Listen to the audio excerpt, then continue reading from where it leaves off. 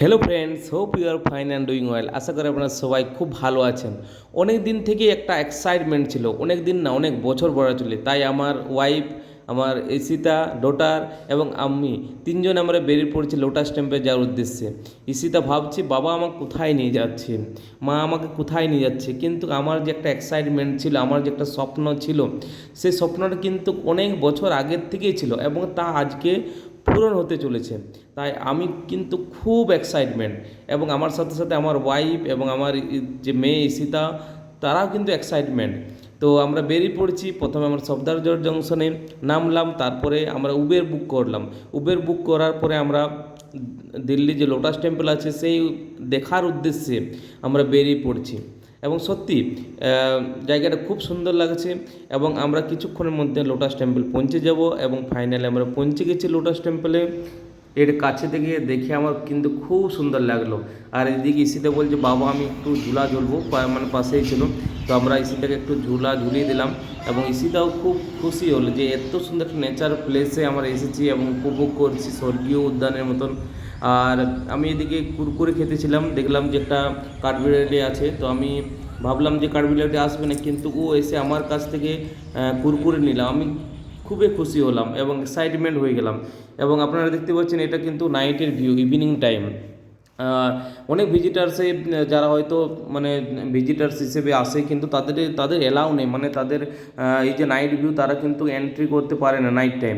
তো আমরা যেহেতু এজ এ ভলেন্টিয়ার হিসাবে ছিলাম, আমরা সেখানেই থাকতাম এবং নাইট ভিউটা দেখার জন্য আমরা কিন্তু অপেক্ষা করতাম যে পুরো দিনের পর যে একটা সন্ধ্যাবেলা যে লাইটগুলো দেওয়া হয়, সেই লাইটগুলো দেখার জন্য, যে লোটাস টেম্পল রাত্রে কি কত সুন্দর দেখায় সেটা দেখার জন্য কিন্তু আমরা খুব এক্সাইটমেন্ট ছিলাম।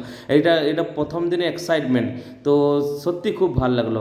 এবং কিছুদিন যাওয়ার পরে আমরা একটা প্ল্যান করলাম, চলো যাওয়া যাক যে লোটাস টেম্পলের বাইরে যে কিছু মন্দির আছে, কিছু মনুমেন্টস আছে যেগুলো আমরা ইতিহাসের পাতায় পড়েছি, সেইগুলো দেখার জন্য। সাথে আমাদের আরও চারজন বন্ধু এবং সবাই আমরা বের পড়েছি যে কিছু মনুমেন্টস দেখব, যেমন দিল্লি ইন্ডিয়া গেট, তারপরে কুতুব মিনার, আরও কিছু দর্শনীয় জায়গা যেগুলো আমরা কাভার করব। আমরা উবের বুক করে নিয়েছি এবং আমরা চলেছি যে ইন্ডিয়া গেট দেখার জন্য।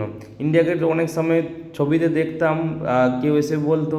তো আমরা প্রথম যাচ্ছি, তার জন্য আমরা উবের বুক করলাম এবং আমরা যেহেতু গরম সেহেতু আমরা ভাবলাম যে ঠিক আছে, ফ্যামিলিও আছে, ছোট বাচ্চা আছে, তাই উবের মাধ্যমে আমরা যাচ্ছি। এবং এটা একটা এসি গাড়ি, তো বাইরেতে প্রচণ্ড গরম, সেহেতু কিন্তু ভিতরে খুব ভালো লাগছে। এসি গাড়িতে আমরা যাচ্ছি এবং বাইরের যে সৌন্দর্য, সেই সৌন্দর্যটা উপভোগ করে করে আমরা যাচ্ছি, খুব ভাল লাগছে।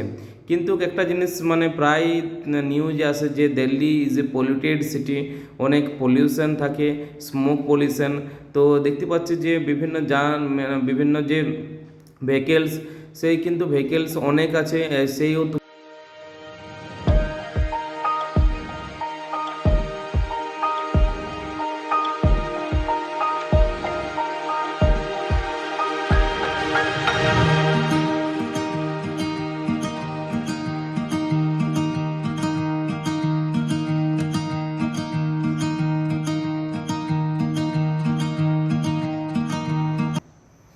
আর ফাইনালি আমরা ইন্ডিয়া গেট পৌঁছে গেলাম। এবং ইন্ডিয়া গেট পৌঁছানোর পরে আমরা দেখতে পাচ্ছি যে চারিদিকটা কিন্তু অনেকটা বড় এবং সবুজে ঘেরা।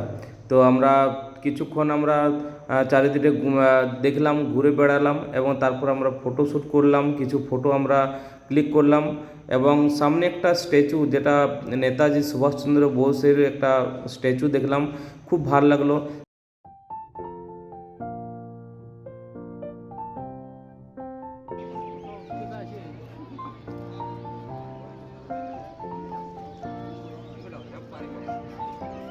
এবং লাস্ট কুতুব মিনার দেখার জন্য আমরা এলাম।